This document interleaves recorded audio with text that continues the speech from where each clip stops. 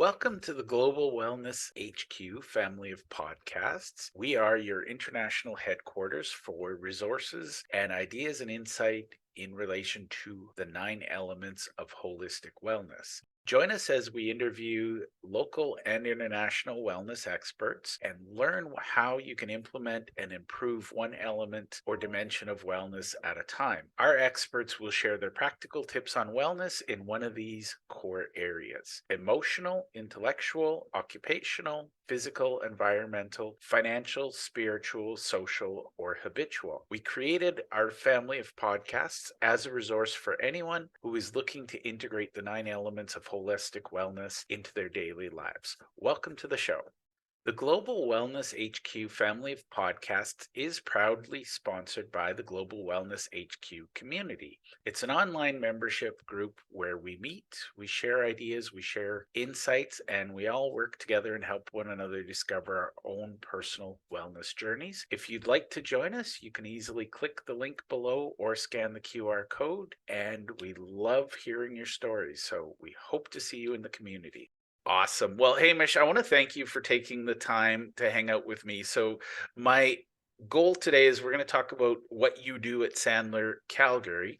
And Mhm. more importantly, I want to talk about why you do what you do. So, before we get into the actual slides that we're going to cover, why did you become the Sandler licensee that you have become so many years ago? What are you at, the 11 years now? 12 in May 12 in 2020, May. 12 years, yeah. And I'm proud to say I think I met you in year one. So, You did. what You was it that made Hamish wake up one day and say, I'd really like to work with Sandler and really love to help entrepreneurs? Well, so I'll give the condensed version of the story. Short version, I had a sales training company off the side of my desk, and I was the product specialist for a SaaS platform. I was also a new business development or hunter for enterprise level prospects for my employer at the time.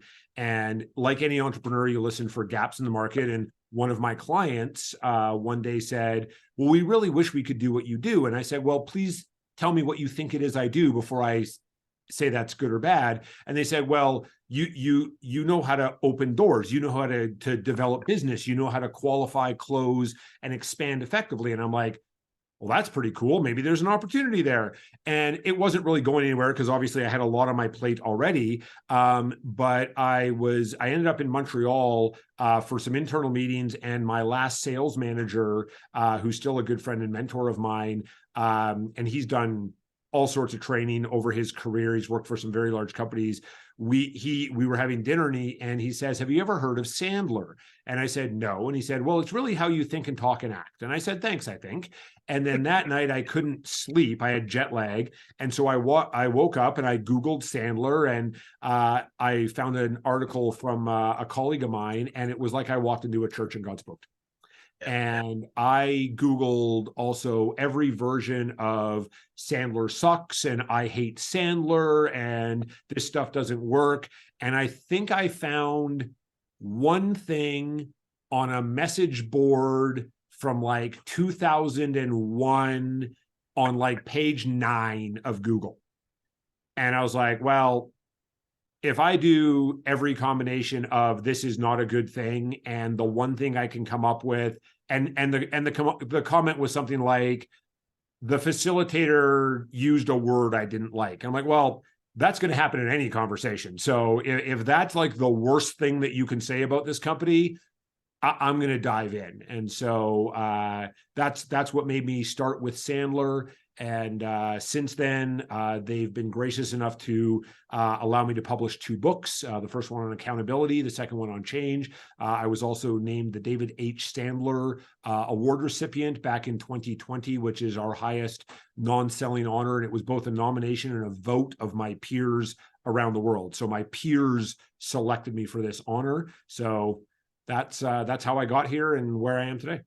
I love it. And one thing I will share, and you can have me censor it later if you like, but I remember, I think it was your third ever presentation as a Sandler licensee. I met you, Yep.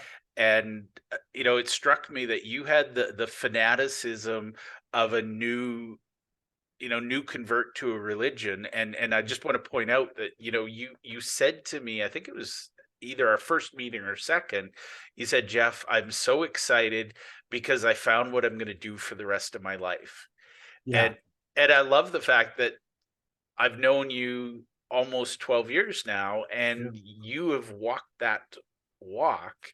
And Mhm. what I love is you're as fanatical today about this as you were the day I met you. So, Absolutely, and it comes from a genuine love, and fanaticism can obviously be taken in a very negative way, and certainly I think it's fair to say there's never been a my way or the highway, right? yeah, Like everyone, and that's the one thing one of the things I love about working with the clients we work with is they're already awesome, right? Our clients are already awesome, and right now they and their business and their team is here, and the entrepreneur, the CEO, the CRO wants to get to here, and they know in their heart of hearts that because they're awesome, they are going to get most of that way, but they see that there's a gap, and they're humble enough to go, I bet I could close that gap with someone giving me some support from the outside. And we don't necessarily work with everybody, but that's the one thing that I really love is learning about new businesses and new companies. One of my clients once, and they actually worked for Xerox for many years, which has a pretty good training program. And we were doing a quarterly engagement review, and they said, you get to pick your clients. And I said, yeah, I do. But who doesn't want to hang out with a bunch of smart, ambitious, driven, goal-oriented individuals on a regular basis? You guys make me better. yep, So that's the really cool thing. And to tie off the story about how we first met, we actually had a fire alarm in the hotel. yes. I was doing the presentation, and we literally went to the restaurant next door, and there was me, you, and two others stayed behind, and we Yeah. sat at a booth at this restaurant, and I finished the presentation. Yes, that was it's fun, that story, because obviously I got to know you better than had it been a business as usual and no fire alarm. But Totally. sometimes the universe nudges us. Now my goal here is not to share the slide deck and have No. you do the presentation, but I think this slide's pretty self-explanatory. Yeah. um, what's the number one thing, and I've seen this in action where I love your groups and I love people Mhm. when they have that aha moment, but what's the biggest, most fun reaction you've seen when somebody goes, I can be better? Like it's almost self-evident, but it's once they've gotten past the honeymoon phase and they dig Mhm. in and go, oh my God, what kind of reactions are you getting from people? So we will get the "you've changed my life," right? Like, and I think a lot of individuals who support entrepreneurs and leaders will get that at some point. It's my life is easier now. One of our clients has actually been a client of ours for 10 years. They're the CEO of a managed service IT company.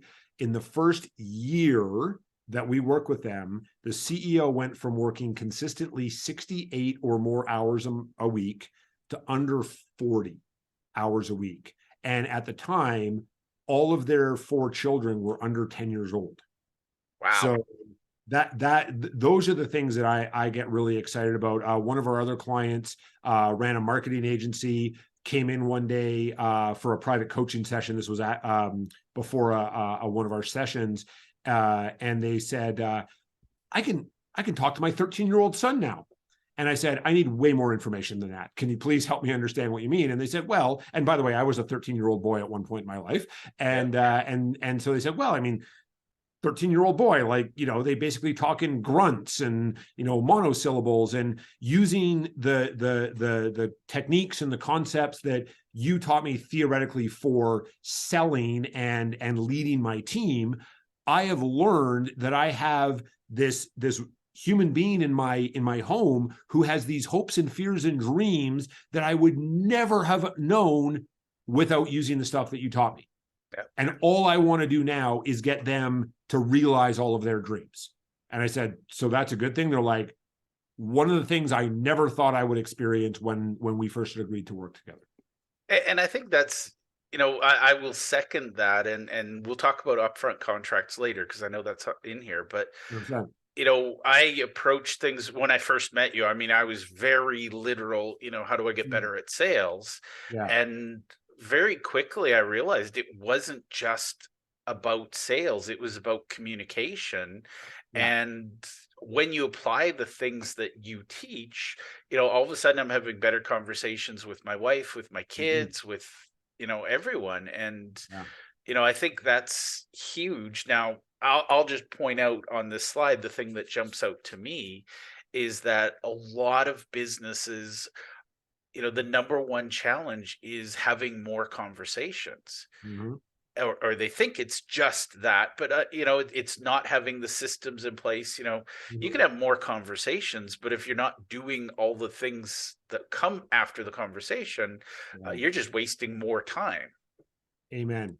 Amen. We believe that every corporate pain is the result of a missing or a broken process. We also teach the leaders we work with to put the pressure on the process, not the person, because then we're talking about a role performance, not a self-worth as a human being. And that's another key thing that we teach all the leaders that we work with, is to separate team members' self-worth from their role performance. So when we're coaching to their role, not to their self-worth as a human being. A couple other things to quickly share with you, Jeff, in terms of what I've seen. One of my favorite memories is in a training session, had a seller in the front of the room, sales leader was in the back of the room.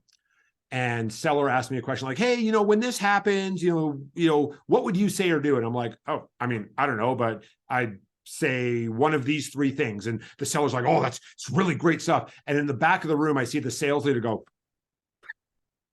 And so at the break, I walked over to him. I was like, I couldn't help but noticing. Not real Help me subtle, but yes. understand. And they're like, I've been saying that to that person for the last 9 months. And I said, well, the thing is, sometimes Uncle Hamish has to say the thing that mom or dad has been saying for 9 months because it doesn't resonate. Yeah. And they're like, oh yeah, it totally makes sense to me. The other thing that we get sometimes, and this is especially with sellers in particular, but also leaders who have a lot of technical experience. And we'll be talking in the room and they'll be like, yeah, you know what? I do this stuff naturally. And I'm like, awesome. I'd rather that you did it intentionally.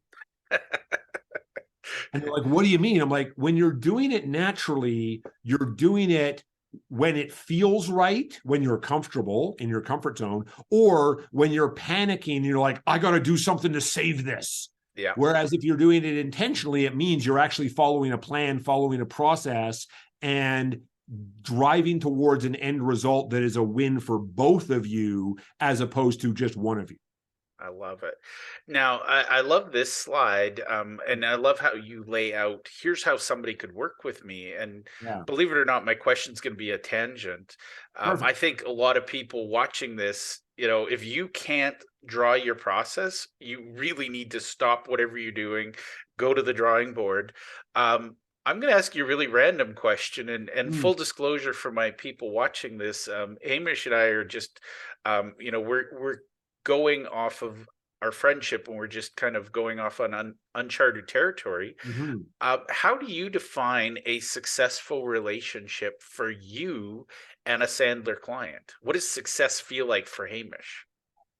uh, it may come across as a little bit of a cliche, but it's really uh, getting my clients beyond where they thought they could get to. So sometimes we'll have a conversation, and you talk about those aha moments, right? And I've had several conversations with sellers and sales leaders and entrepreneurs, and they're really emotional because they've had that breakthrough, right?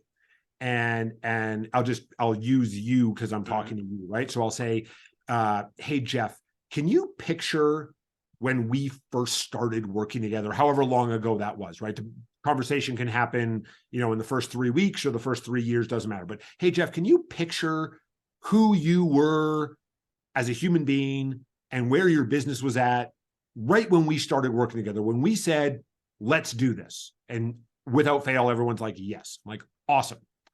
I want you, Jeff, right now, to go back and tell Jeff back then where you're at right now. Would Jeff back then believe anything that Jeff right now is saying? And the answer is always no. Yep.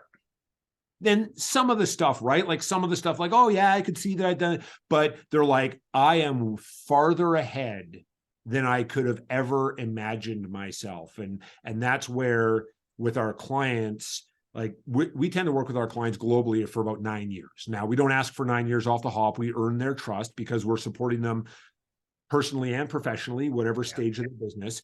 And typically what we see is year one is about evolving, right? So evolving into common language, process.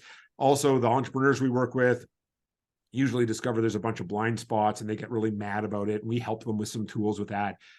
Year two is elevating. So that's kind of getting the low hanging fruit on the tree, right? So like, what are the things that we can really do to elevate you, the business, the team to the next level? And then the third year is excel, right? So that's getting the fruit off the higher branches because now we can reach up there. And then, and it's on the slide there, we do a quarterly engagement review with all of our clients. So every 90 days, we're sitting down and we're saying, how are you doing on your KPIs? And how are we doing on the KPIs that you said you were holding us accountable to in terms of support? And continuing to, introductions both ways, testimonials, case studies, all that stuff. And then, so at some point in year three, we're going to say, hey, Jeff, you want to do another climb together? And if the answer is yes, we're going to identify what the tree is. And then we're going to go back to evolve, elevate, and excel for as long as we choose to work together. And in fact, so one of my colleagues out in the Midwestern US, they've had a client now for 34 years. Wow. And that's intergenerational by that point, isn't it? Well, it is. So what started was son had just taken over for father who founded the business. And now it's the third generation has taken over. Wow. And certainly we haven't worked with literally everybody for 34 years, but that's how that system and process has been built out. I love it. Now, I'm not going to get into a lot of the detail on the slide. People can watch and read the slide themselves. I love the fact, and by the way, this is both gutsy and bold, that Sandler commissioned a study, and you actually can demonstrate the ROI of working with you. I'm just going to ask, has any other organization that you're aware of been gutsy enough to do something similar? So not a third party. Of course, everybody has their own data, right? And we have our own data. And actually, they reached out to us. So we didn't actually even reach out to them. They reached out to us and they said, that cliche about 50% of my advertising doesn't work. I just don't know which 50%. I hate that cliche, but yes. It's worse in training. And because billions, hundreds of millions, if not billions of dollars are spent on all types of training, right? Technical training and everything. And there's really no way to measure ROI, especially in things like leadership and sales, which tend to be fairly qualitative versus quantitative. And so this Ivy League university reached out to us and said, hey, you want to would you be up for this? And we of course said, absolutely. And really fortunate that I was invited to enroll some of my clients in Calgary in this study as well. And I'm based in Calgary. Should make a point of this. I'm based in Calgary. We literally have clients all around the world that we are supporting right now. I love it. And one thing I'm going to point out is if you're an entrepreneur and you can't confidently point to the return on investment for something, you need to really think about, number one, should you be doing it? Number two, how could we quantify it? Because a 300% return on investment, one of the things I hear a lot when it comes to generic coaching is I don't have time for coaching. And it's like, so you've got time to do trial and error, you've got time to make mistakes. Coaching is, and I would say challenge whoever you're working with and say, what's the return on investment on average for our relationship? Absolutely. All right, we're gonna get to some fun stuff. So Sure. this is one now. I'm just gonna address the giraffe in the room. Sorry, Hamish. You are a big presence on stage. How tall are you? I am 6'7". 6'7". So, Hamish, we're blessed that you didn't become an NBA player. Why don't you tell me about the Sandler Summit? And Sure. by the way, I'm really, really fascinated by the fact most industry summits, it's like you take your team and you go somewhere and you do something, but Yeah. you actually take your clients and go somewhere and do things. So Mhm. how long have you been participating in that, and what have you heard from your clients Yeah. about that experience?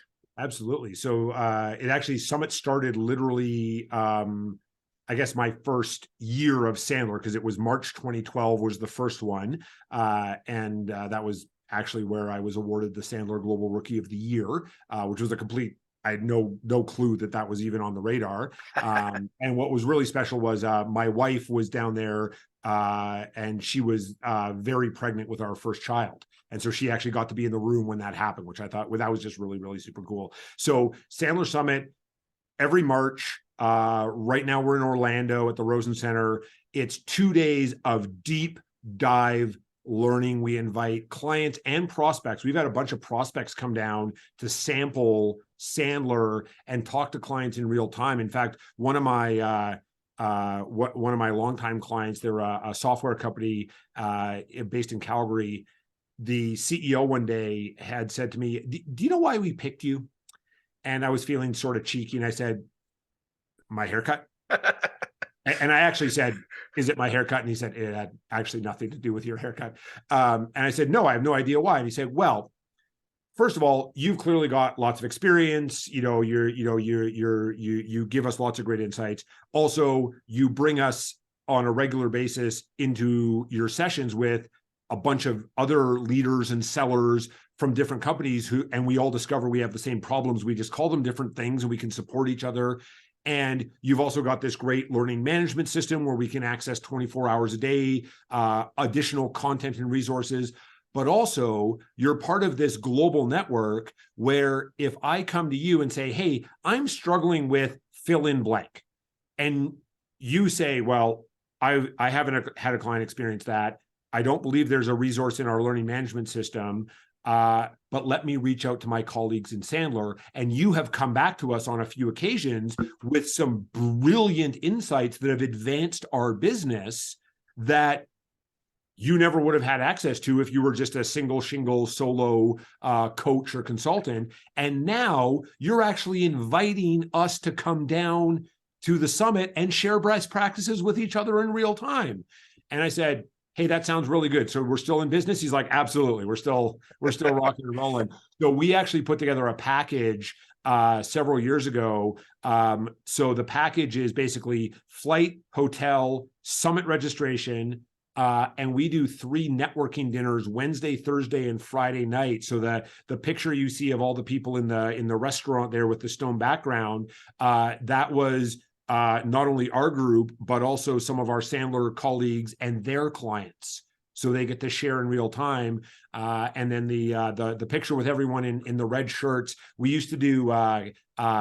It was supposed to be Team Canada. It ended up being Team Calgary shirts. And that was literally everybody that was just our Calgary group. 1 year. Love it. And then, of Yeah. course, there's a picture of you on stage. And Uh, I got to speak. I've been able to speak at Summit several times, and I'm speaking again in 2023 on how our sellers unintentionally break rapport with their clients and prospects. I love that. And I think rapport is the one thing I see a lot of people, you know, I don't love the show up and throw up style of sales. Yeah. And it's amazing. Like when you know what it is and what it looks like, you can literally see the second a rapport was broken. Yeah. 100%. So I think that's huge. Now, I'm not going to go through all these slides, but I No, want to cover this one and the next one, and then I'll just throw in a couple of other questions. But sure. um, this framework, and I think this has been evolving, and I think this is one of the things I admire about Sandler. We had this conversation about when I first met you. They had this amazing little submarine, and Mhm. it looked a little like it was drawn using basic geometry tools. It was very basic, Yeah. but powerful. I Mhm. love that you guys have been evolving. So Mhm. you know what's this look like for a sales leader or a CEO? Mhm. How much comfort does that framework give them? Once they get into it, they understand how it creates a common language. So the gentleman who introduced me to Sandler, who I mentioned earlier, we had a process. So we worked with another company, and pretty much every other organization out there, coach, consultant, is going to give you the what you need to do to scale, Yeah. but they're not going to give you the how to do it. And at Sandler, we have lots of great what's, and Jeff's touched on several of them, but we also support with the how to do it. So, in fact, we've worked with several clients who have already implemented something else.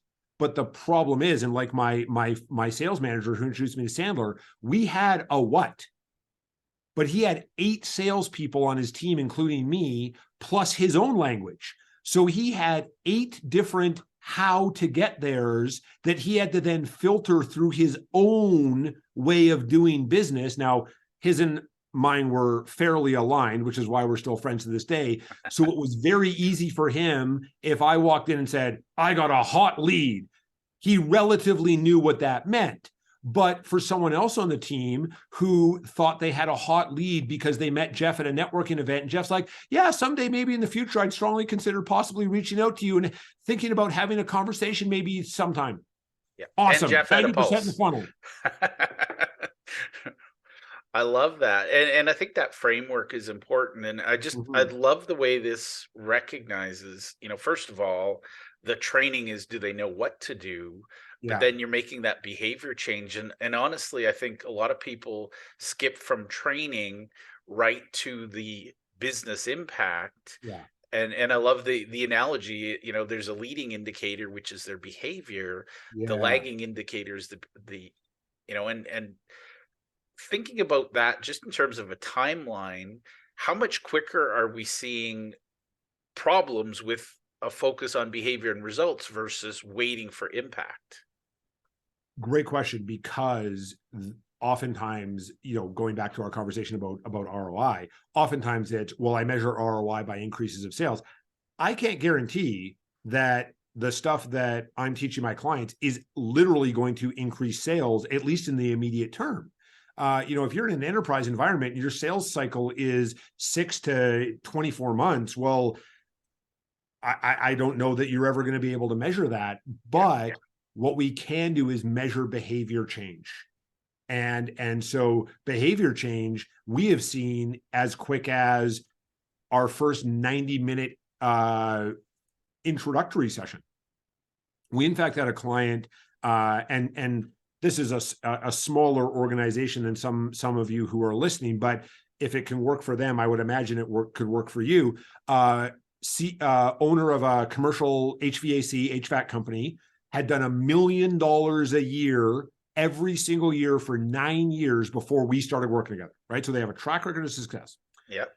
In the first 4 weeks we worked together, they put $300,000 net new business in their bank account that they directly could attribute to the things that we had shared with them in their first 4 sessions.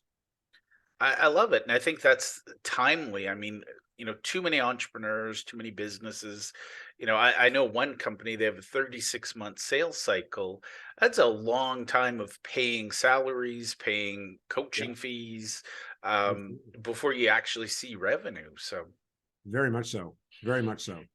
now I love this success triangle, and I think Mhm. this is really, really simple the way I see it. Mhm. A lot of people want to have the tactics without strategy, Yeah, but I like the fact that you're bringing both strategy and tactics. absolutely. And pretty much for all of you watching, all of the training you have ever done in your life, doesn't matter what kind of training it is, has been technique focused. Mhm. And it's been Here's the technique for doing a coaching call. Here's the technique for interviewing a candidate. Here's the technique for handling stalls and objections. Here's the technique for networking effectively. But we forget that if we don't have the right attitude or mindset, I often use mindset because attitude can sometimes have a bit of a different connotation, but attitude and mindset for me are basically synonymous. If we don't believe it's going to work, doesn't matter, right? Mom told us never to talk to strangers. Well, what's a cold call? Talking to strangers. Exactly. And really any prospecting is, even going to a networking event is, in a lot of cases, talking to strangers, right? And then the other thing that we don't talk about is the behavior, which is the proactive. We're very big believers in proactive. Proactive activities that we need to do in our role. So whether we're CRO, seller, customer service, project, doesn't matter, role-specific proactive behaviors we need to do on a daily, weekly, monthly, quarterly, annual basis in order to succeed in our role. And from a sales perspective, keep that funnel consistently, reliably full. I love that. And I think that's, knowing the pieces is just the beginning. It's also knowing what order to assemble them in and what you need. Absolutely. Now, this is, I believe you said this kind of replaces the submarine. So I'm going to pause for a moment and mourn the loss of my beloved Sandler submarine. But I also welcome the new selling system.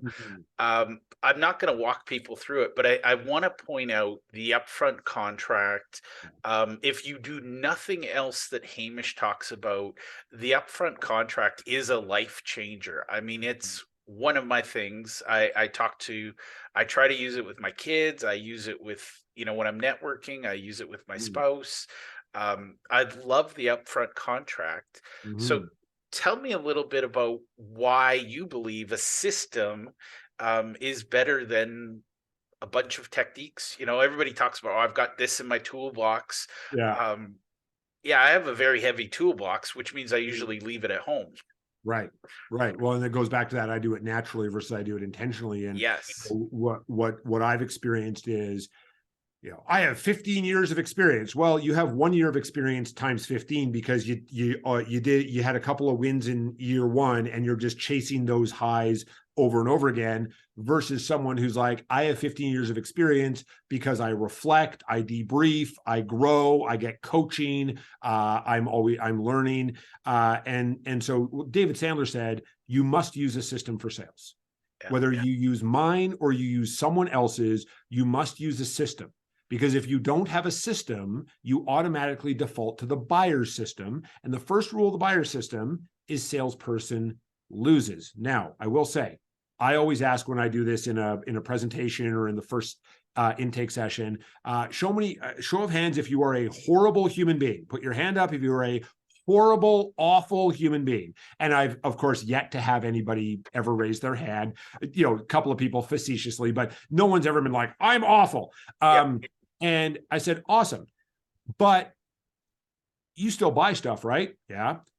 I bet that when you go to talk to a seller about whatever you're buying, could be a couch, could be a new computer software platform. I bet you don't go to them and say, hey, I have this much time. I'm looking at this for this reason to solve these problems. My timeline for implementation is this. I'm willing and able to invest this much time, money, and effort in order to solve this problem. What do you got for me? And they're like, no, I don't ever do that. So that's where the system comes in. And one of my actually original clients, they sell an IoT product for the aviation space. And obviously very long sales cycles because they're mostly selling to government. They're mostly selling to them overseas. And this ties into another question that we sometimes get asked about, where does Sandler work? And my response is, if there are two human beings interacting in any context, Sandler can provide support and guidance, as Jeff's already illustrated with how he uses the upfront contract. And so my client said, I used to be flying over to somewhere overseas thinking about, why am I having my fifth dinner with the Minister of Transportation for filling country name? And he said, and love the guy, but like, I'm kind of wondering, why am I here? And why am I spending so much time away from my family?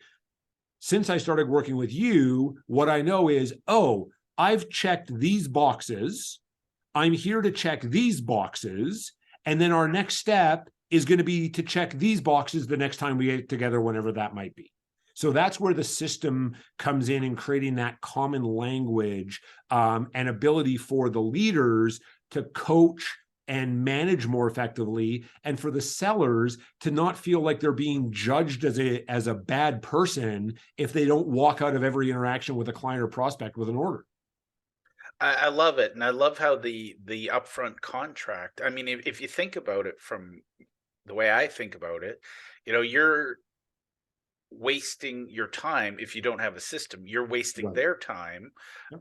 I would argue you're taking value from their world if you're willing to Mhm. waste their time. Mhm. And if you don't respect your own time, well, I don't want to do business with you Right. because you're going to waste your time and you're going to waste mine. I love the system. So I'm going to wrap up the slide deck here at this, Sure. and I want to be mindful of your time and those watching. Mhm. Um, if I'm connecting you with somebody, it's because I firmly believe one of Absolutely. two things: one, that you will help them Mhm. directly and you can help their business, Mhm. or two, I think there's a really good strategic reason. Mhm. So if I, for example, I introduce you to somebody who runs an organization or a group, Mhm. I think I believe that you can benefit their community. Thank you. So what's the next step for somebody who's watched this? Yeah. Um, where do they go from here? Yeah, great question. So that very linear approach that Jeff showed about our process, it's certainly not linear. It's not, hi, nice to meet you, give me your credit card. We believe that we're not necessarily a good fit for everybody the first time we talk to them, right? And no doesn't mean no forever. We also put no handcuffs on ever, right? Each of us has the right to say this isn't working out at any point in the conversation, whether we're before we do business or after. So next step from here is we do a 15-minute introductory call, and that purpose of that is to build some rapport, and the root of rapport is trust, and also find out, as I said to my lunch guest today, is there a there, right? Is there like some real thing of like, I'm here, I want to get to here? If it's I'm here and I'm comfortable here, that's awesome. We're just not going to work together right now. Maybe in the future, still love you, but we're not going to advance. So but if there is this, I'm here, I want to get to here, we do a 15-minute call. And then from there, we book a 25-minute discovery call. There's a document that we go through to really establish, okay, what are some more of the details, Yeah. and then from there we can start to establish scope. And we're very big believers in never do anything in a vacuum. We train this to our clients. If a prospect says, "Hey, can you send me a proposal?" We'll say, "Awesome, let's build it together." I love that. Because there's two sides to the conversation, and I don't want to have half of the conversation missing. And so we'll build out a scope together, and then really at that point we're basically at the stopper, or let's start working together. And again, depending on the size of the organization and the scope we work out, I just said it like three quick moves. Don't take that to mean that I'm expecting a credit card or a check after three conversations. We might have several conversations to make sure that everybody involved is very comfortable with why are we doing this? Why are we doing this now? And the scope that we've discovered. We also very much take a crawl, walk, run approach, especially with our larger clients. We certainly could put everybody in a pool, and we've certainly done that with like sales kickoffs, right? Everybody's Yeah. going to be there. So we do, boom, here's a sales kickoff, but then we start with a specific group to crawl. And then we have a walk and a run strategy built out in the scope that we can then execute along the way. I love it. And one of the things I'm going to tell you or say to those of my audience watching this, I always see brilliance after the fact, and I go, man, I wish I would have paid attention. One of the things I'm going to challenge people is when they're going through the process with you, ask yourself how you're feeling at those stages and think Mhm, about what would that feel like for your prospects, because mhm, and I'm going to be honest, and I know you will, if you don't like the way Hamish does things, mhm, you're not going to like the way Hamish coaches you to do things, because mhm. Hamish literally walks the talk or talks the walk. I don't know what the phrase is, but Both of pay attention. And give this, I wish I would have thought of this earlier, but take notes of how you felt along the way, them. because that's what your clients are going to be feeling. Yeah. Absolutely. And if it doesn't feel like a fit, Hamish will not try to make it fit for you, and that's why I'm introducing you. I think you need to meet Hamish. If you're not a fit, I'm not going to be offended. So Hamish, I just really want to thank you. I know you've got a life outside of Zoom, but thank you for taking the time to hang out with me today. Well, thank you for this, Jeff, and I am always grateful for your trust and support in me, and very much look forward to connecting with those of you who are watching to at least have a conversation and meet a cool person doing cool things.